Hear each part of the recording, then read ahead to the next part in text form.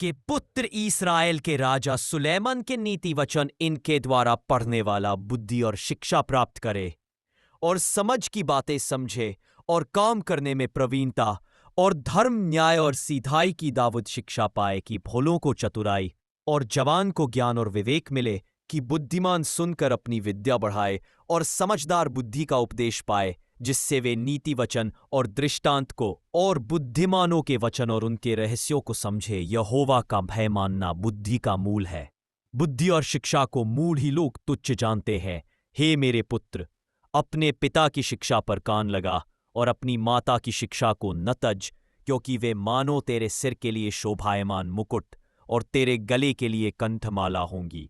हे मेरे पुत्र, यदि पापी लोग तुझे फुसलाए तो उनकी बात न मानना। यदि वे कहे हमारे संग चल कि हम हत्या करने के लिए घात लगाए, हम निर्दोषों की ताक में रहें, हम अधोलोक की नाई उनको जीवता कब्र में पड़े हुओं के समान समूचा निगल जाएं, हमको सब प्रकार के अनमोल पदार्थ मिलेंगे, हम अपने घरों को लूट से भर लेंगे, तू हमारा साजी हो जा, हम सबों का एक ही बटुआ हो। तो हे मेरे पुत्र, तू उनके संग मार्ग में न चलना, वरन उनकी डगर में पांव भी न धरना, क्योंकि वे बुराई की करने को दौड़ते हैं और हत्या करने को फुर्ती करते हैं।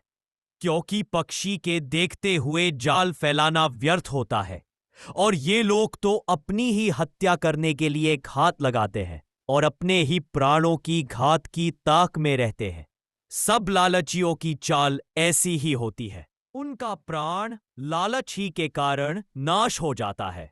बुद्धि सड़क में ऊंचे स्वर से बोलती है और चौकों में प्रचार करती है। वह बाजारों की भीड़ में पुकारती है, वह फाटकों के बीच में और नगर के भीतर भी ये बातें बोलती है।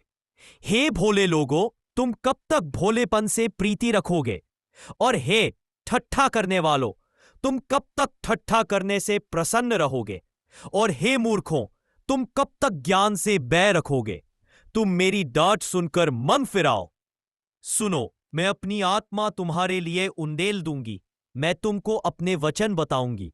मैंने तो पुकारा परंतु तुमने इनकार किया, और मैंने हाथ फैलाया परंतु किसी ने ध्यान न दिया, वरन तुमने मेरी वह अपनी करनी का फल आप भोगेंगे और अपनी युक्तियों के फल से अघा जाएंगे। क्योंकि भोले लोगों का भटक जाना उनके घात किए जाने का कारण होगा, और निश्चिंत रहने के कारण मूढ़ लोग नाश होंगे। परंतु जो मेरी सुनेगा वह निडर बसा रहेगा और बेखटके सुख से रहे।